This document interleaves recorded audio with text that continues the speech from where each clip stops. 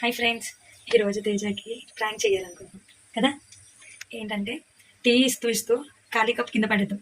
ఎలా రియాక్ట్ అవుతాడో చూద్దాం. డెన్ డెన్ చెప్పు డెన్.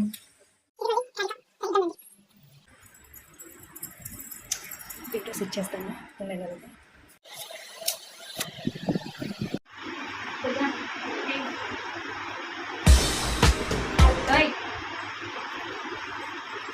తేజ టీ తీసుకో, పిల్లలు చేతిలో నీకు ఒకసారి లేకు, ఒకసారి లేకు ఫేస్ టు ఫేస్. తేజ